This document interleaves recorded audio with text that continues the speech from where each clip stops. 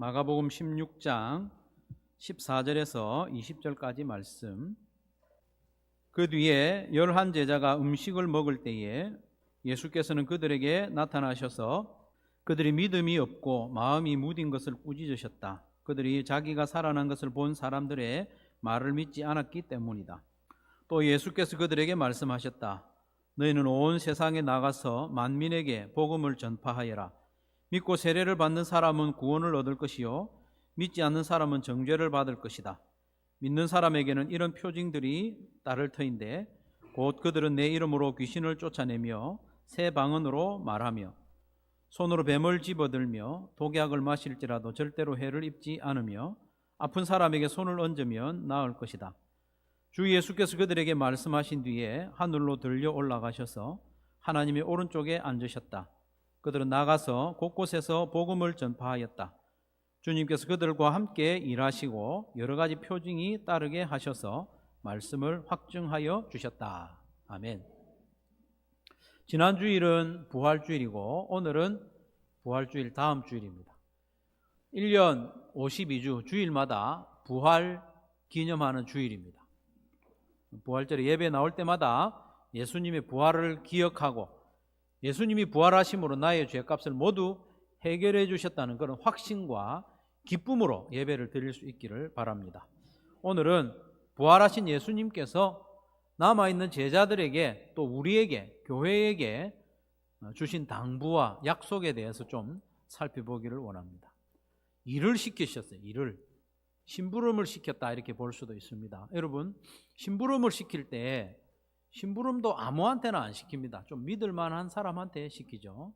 예수님이 어떤 심부름을 시키셨는지 좀 살펴볼 텐데 먼저 우리 사진을 하나 보시면 여러분 이게 뭔지 알아요? 푸바오 하시는 분은 좀 신세대고 곰 이렇게 하는 분들은 좀 관심이 없는 분입니다. 저도 곰으로 알았는데 지난 4월 3일에 이 푸바오를 중국으로 반환하는 일이 있었어요. 아주 좀 기념물격인가 좀 멸종 위기에 있는 생명체라서 일정 기간 되면은 중국으로 돌려보내는 그렇게 돼 있나 봐요. 푸바오를 반환하는 날이었는데 이날에요 아침 일찍부터 많은 사람들이 어디 모였어요. 방금 사진이 보였는데 어디 모였는지 아셔요? 에버랜드에 엄청나게 많은 사람들이 모여가지고 푸바오 중국 간다고 박수 친 게 아니고 통곡을 하고 오열까지 하는 사람들이 많이 있었다고 그래요. 다 나름이죠, 나름. 그래서 푸바오를 수송하는데 중국에서 특별기를 보냈어요. 특별기. 비행기를 특별히 보내가지고 잘 모셔갔습니다.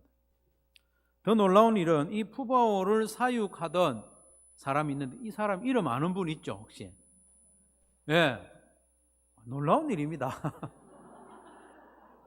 정말 놀라운 일이에요. 강철원 씨. 이 사람 이름 강바오라 하더라고요. 강바오. 이 사람이 4월 2일에 어머니가 돌아가셨어요. 그 장례식 중인데 4월 3일 반환을 해야 되니까 가족들에게 다 양해를 구하고 장례식도 뒤로 하고 이 곰을 푸바오를 중국으로 반환하는 데 따라갔다는 거예요. 물론 여러 가지 사정이 있죠. 사정이 있지만 참 신기한 일이긴 합니다.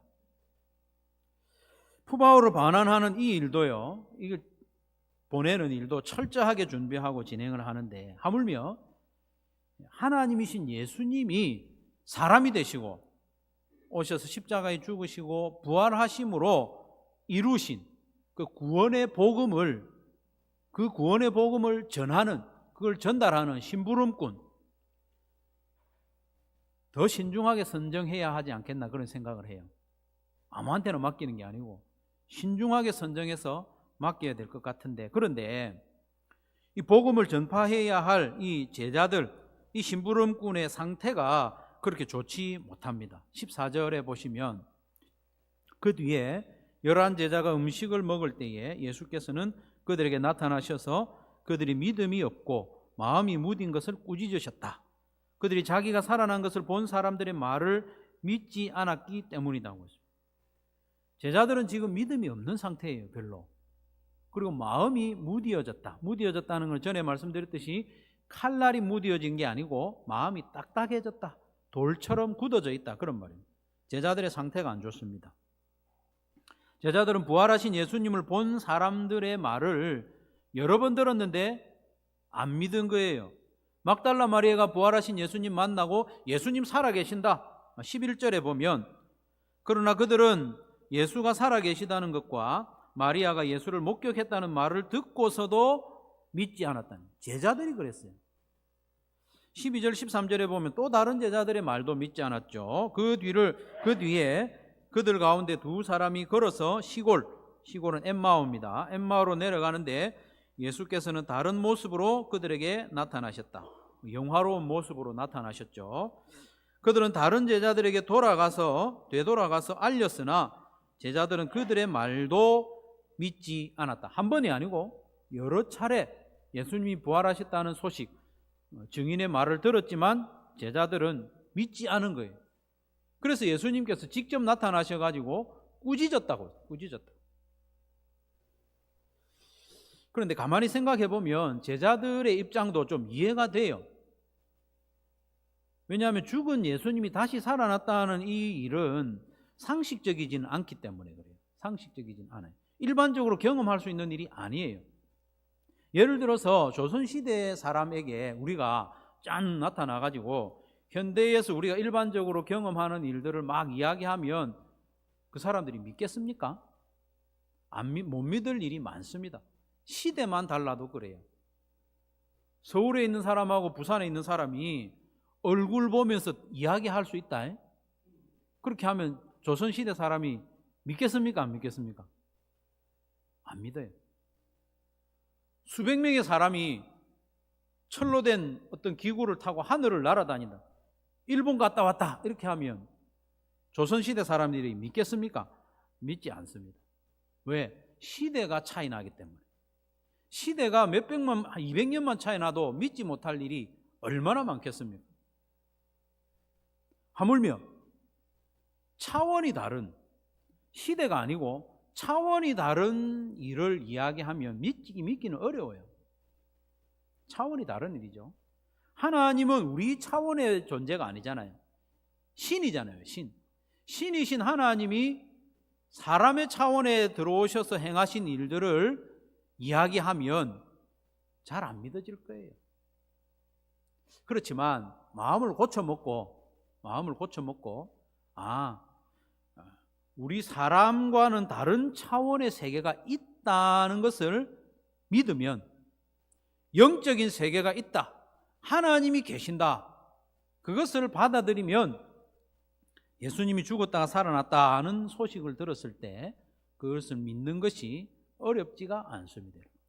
혹시 여러분 함께 예배드리는 성도들 중에 우리 사람들의 차원하고 다른 차원이 있다는 것을 혹시 안 받아들여지는 분 있으세요?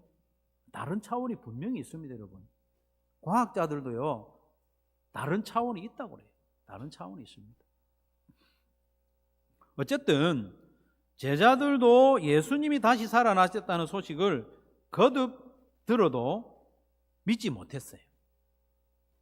그러니 예수님의 십자가 죽음과 부활로 이루신 이 구원의 복음을 전달해야 하는 전달자로서, 사도로서 자격이 한참 미달이 되는 거예요. 자기들이 안 믿어지는데 미달이죠. 그런데 그렇게 믿음이 없고 마음이 딱딱해진 제자들에게 예수님이 말씀하셨어요. 방금 꾸짖어 놓고 그 다음 절에서 뭐라고 하시는가 하면, 너희는 온 세상에 나가서 만민에게 복음을 전파하여라.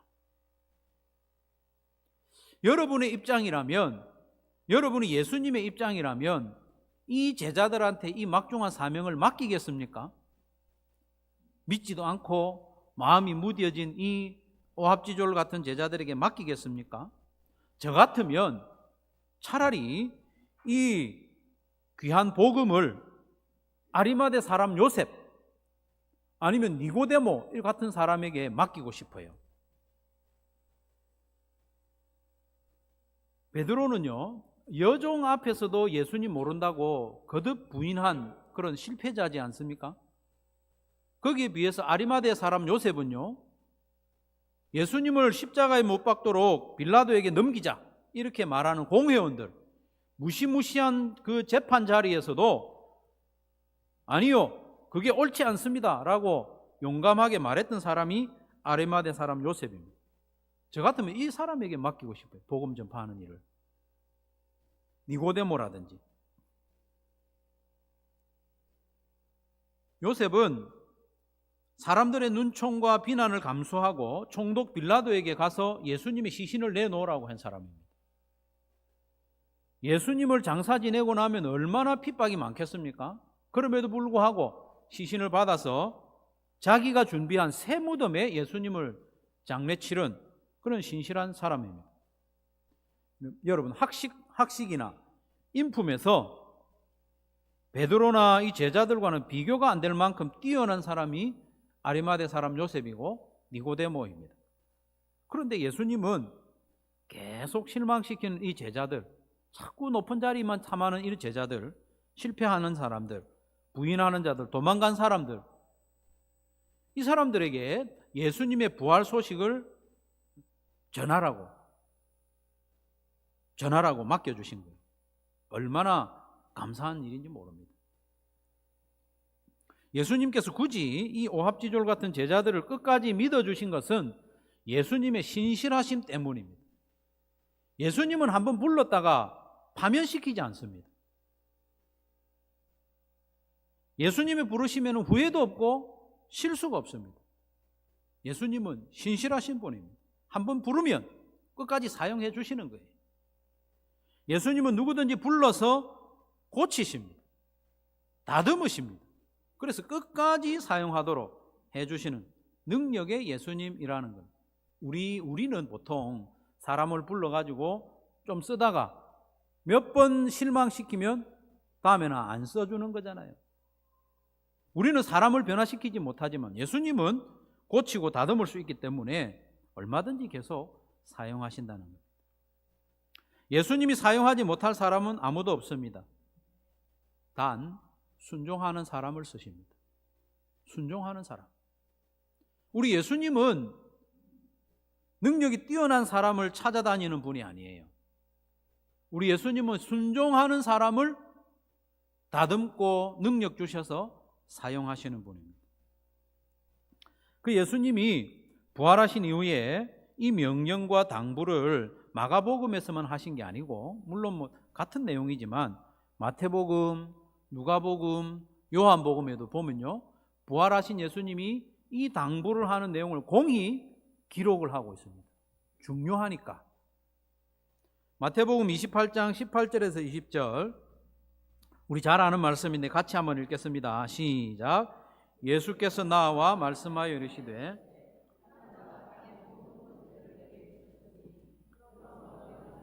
모든 민족을 제자로 삼아 아버지와 아들과 성령의 이름으로 세례를 베풀고 내가 너희에게 분부한 모든 것을 가르쳐 지키게 하라. 볼지어다 내가 세상 끝날까지 너희와 항상 함께 있으리라 하시니라. 아멘. 누가복음 24장 48절 49절에도 보면요, 너희는 이 모든 일의 증인이다. 너희가 증인이다. 볼지어다 내가 내 아버지께서 약속하신 것을 너희에게 보내리니 너희는 위로부터 능력, 성령으로 입혀질 때까지 이 성에 예루살렘에 머물라 말씀하셨습니다. 요한복음 20장 21절 22절에도요, 아버지께서 나를 보내신 것 같이 나도 너희를 보내노라. 이 말씀을 하시고 그들을 향하여 숨을 내쉬며 이르시되 성령을 받으라 말씀하셨어요. 부활하신 예수님은 마치 명령하실 일이, 당부하실 일이 이것밖에 없는 것처럼 제자들에게 말씀하셨어요. 예수님의 십자가 죽음과 부활은 예수님이 이 땅에서 이루신 일의 전부라고 할 수 있습니다. 예수님이 이 땅에서 이루신 일의 핵심, 정수가 바로 복음입니다. 복음. 그렇기 때문에 이 복음을 전하는 일을 아무한테는 맡겨서는 안 될 것 같지 않습니까? 잘 뽑아서 잘 선정해서 맡겨야 될 것 같습니다. 얼마나 이 사명이 중요하냐 하면 하나님이 예수님을 이 땅에 보내신 것과 같이 예수님이 제자들을 보내신다고 하실 정도까지입니다. 하나님이 예수님을 이 땅에 보내신 일이 얼마나 중차대한 일입니까? 그와 같은 일이라는 거예요. 예수님이 제자들과 우리를 보내시는 일이 그만큼 중요한 일이라는 겁니다. 그 막중한 사명을 겁쟁이들한테, 실패자들한테, 도망자들한테, 지금도 문 잠궈 놓고 집안에서 벌벌 떨고 있는 이 제자들에게 맡기고 있다는 사실입니다. 그런데 그렇게 복음을 나가서 전하면 다 믿는 건 아니라고 그래요. 다 믿는 건 아니고 믿을 사람 믿고 안 믿을 사람 안 믿을 거다 말씀하셔요. 16절 말씀에 보면 믿고 세례를 받는 사람은 구원을 얻을 것이요 믿지 않는 사람은 정죄를 받을 것이다. 이 말씀의 뜻이 뭐냐? 복음을 전하는 사람의 능력으로 그 사람들을 믿게 만들어야 되는 것이 아니라는 뜻입니다. 복음을 전하는 사람이 할 일은 복음을 전하는 겁니다. 믿게 만드는 건 복음 전하는 사람의 능력에 달린 게 아니라는 거예요. 예수님은 말씀하시기를 복음을 전파하라 그렇게 말씀하셨어요. 복음을 믿게 하라 이렇게는 말씀 안 하셨다는 거예요. 그러니까 복음 전하는 사람들의 마음은 좀 가벼워져도 됩니다. 그렇기 때문에 복음을 전하는 것까지가 제자들이 할 일이고 우리가 할 일이라는 것입니다. 그래서 복음을 전하기만 하면 예수님이 함께 일하시겠다 약속을 하시고, 그게 약속이에요. 명령은 복음 전파하라는 것이고 약속은 내가 너희와 함께 일하겠다, 너희와 함께 역사하겠다 말씀하셨어요. 예수님이 함께 일하심으로 믿는 사람이 생기는 거예요. 전하는 사람의 능력이 아니라 예수님이 함께 하심으로 믿는 사람이 생깁니다. 20절 그들은 나가서 곳곳에서 복음을 전파하였다. 주님께서 그들과 함께 일하시고 여러 가지 표징이 따르게 하셔서 말씀을 확증하여 주셨다고 했습니다. 그런데 19절 말씀에 보면 예수님은 하늘로 올라가셔서 하나님 오른쪽 권세와 영광의 자리에 앉으셨다고 했죠. 하나님의 오른편에 앉아 계신 예수님이 어떻게 이 땅에서 복음 전하는 제자들과 함께 일하시는가? 그건 우리가 짐작하는 대로 성령을 보내주셔서 성령을 통해서 함께 일하신다는 뜻입니다. 그래서 예수님은 누가복음 24장에서 너희는 이 모든 일의 증인이라고 말씀하신 이후에 위로부터 성령으로 능력을 입을 때까지 예루살렘 성에서 기다리라 말씀하셨어요. 요한복음 20장에도 보면 아버지께서 나를 보내신 것처럼 나도 너희를 보낸다고 말씀하시면서 너희들 복음 전해라, 복음 전하러 나가라 말씀하시면서 그들에게 숨을 내쉬면서 성령을 받으라 말씀하셨어요. 사도행전 1장 8절 말씀에도 보면 오직 성령이 너희에게 임하시면 너희가 권능을 받고, 성령이 임하셔야 능력을 받습니다. 권능을 받고 예루살렘과 온 유대와 사마리아와 땅끝까지 이르러 내 증인이 되리라. 내 증인이 되라 이렇게 말씀하지 않고 내 증인이 되리라. 성령이 임하시면 그렇게 된다는 거예요. 이처럼 우리가 예수님의 십자가 죽음과 부활의 복음을 전할 때 그때 예수님이 우리와 함께 일하심으로써 우리가 역사를 경험하게 된다는 거예요. 우리가 복음을 전할 때 성령님이 가장 확실하게 역사하는 줄로 믿으시기를 바랍니다. 예수님이 나와 함께 일하시는 것을 경험하기 원하신다면, 성령님이 능력으로 나와 함께 하신다는 것을 경험하기 원하신다면 가장 확실한 방법은 복음을 전해보는 거예요. 복음. 저희 아버지가요, 예수님 처음 믿고 뜨거워가지고 고향 가는 열차 안에서도 막 전도하고 그렇게 하셨대요. 그리고 고향에 가보니까 저희 아버지의 아버지가 귀신이 들려가지고 몸을 엄청나게 떨고 있는 거예요. 마음에 이거 기도하면 귀신이 떠나겠다 확신이 들더래요. 그래서 아버지한테 복음도 전해야 되니까 저희 아버지가 할아버지를 붙잡고 간절하게 기도하고 예수님 이름으로 기도합니다. 귀신이 탁 떠나가는 거예요. 복음 전할 때에 능력이 함께 나타나게 됩니다. 초대교회 때만 나타나는 게 아니고 빈도는 떨어졌지만 복음 전할 때에 예수님이 함께 일하시고 복음 전할 때에 성령님이 함께 하시는 줄로 믿으시기를 바랍니다. 그리고 예수님의 당부에는 또 다른 약속이 있는데요. 그건 바로 영광입니다. 영광. 복음 전하는 자를 영광스럽게 하시겠다는 약속입니다. 예수님은 하나님 아버지의 보내심을 받아서 사람으로 태어나셨고 십자가에 죽으신 예수님을 하나님이 다시 살리시고 어떻게 하셨습니까? 하늘 보좌 우편에 앉혀주셨어요. 영광의 보좌에 앉히셨죠. 19절 주 예수께서 그들에게 말씀하신 뒤에 하늘로 들려 올라가셔서 하나님의 오른쪽에 앉으셨다 하고 있습니다. 오른쪽은 권세의 자리, 영광의 자리입니다. 예수님의 이 모든 행적은 우리를 위한 일이기도 하거니와 그리고 우리 앞서가심으로써 우리의 앞길을 미리 보여주는 이정표와 같습니다. 예수님이 가신 길은 우리의 이정표와 같습니다. 예수님의 부활이 우리의 부활을 예고하지 않습니까? 예수님의 부활을 가리켜서 잠자는 자들의 첫 열매라 했지 않습니까? 예수님의 부활이 우리의 부활을 확정해 줍니다. 보장해 줍니다.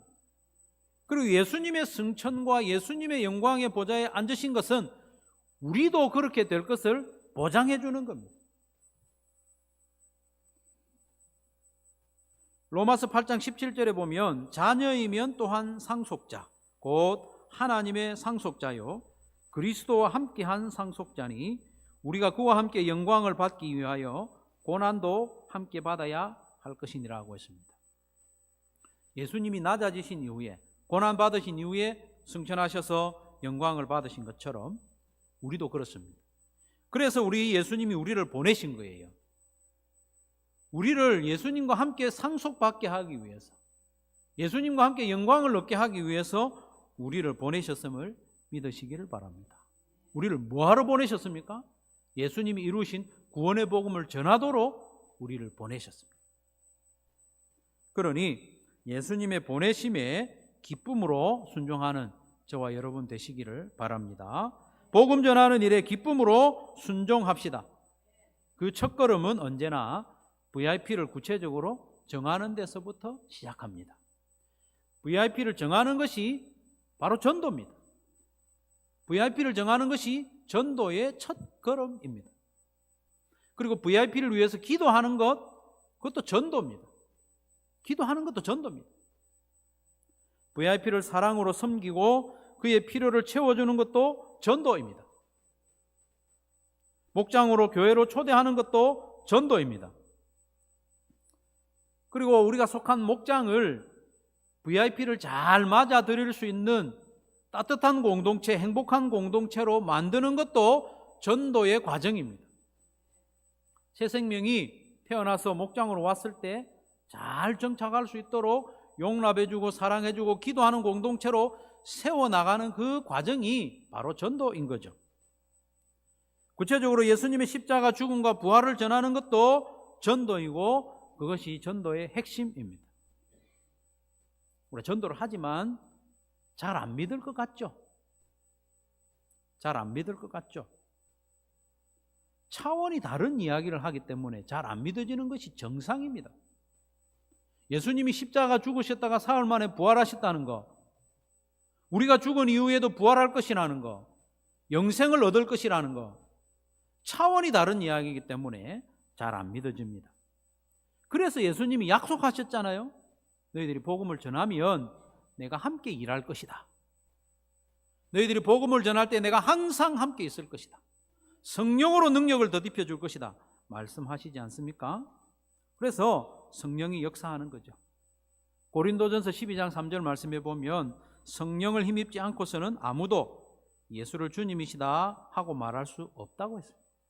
우리가 복음을 전하지만 우리 능력으로 믿게 할 수가 없어요. 함께 하시는 성령님이 역사하실 때에 그가 믿어질 수 있는 거예요. 최근에 예수님 영접한 분들이 여기에 적지 않게 앉아 있습니다. 그분들이 예수님이 함께 일하시는 증거이고 성령이 역사하시는 증거입니다, 여러분. 내 힘으로는 믿게 할 수 없습니다. 우리가 할 수 있는 일은 전하는 겁니다. VIP 정하고 기도하고 사랑하고 초대하고 전하고 그거 하면 되는 거예요. 사랑하는 성도 여러분, 부활하신 예수님이 승천하시기 전에 제자들과 우리에게 당부하신 것, 명령하신 것, 이것을 무겁게 받아들입시다. 엄중하게 받아들입시다. 예수님 말씀하실 때 이 말씀 외에는 하실 말씀이 없는 듯이 말씀하셨어요. 너희는 온 세상에 나가서 만민에게 복음을 전하여라. 예수님이 이 땅 오셔서 십자가에 죽으시고 부활하심으로 이루신 구원의 복음을 우리에게 맡겨주셨어요. 전달하라고. 예수님은 승천해서 하늘 보좌에 앉으셨어요.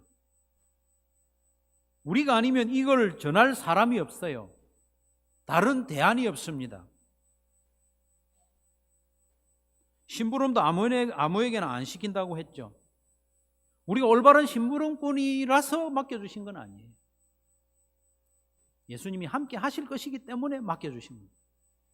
심부름도요, 작은 심부름도 쉬운 일은 아닙니다.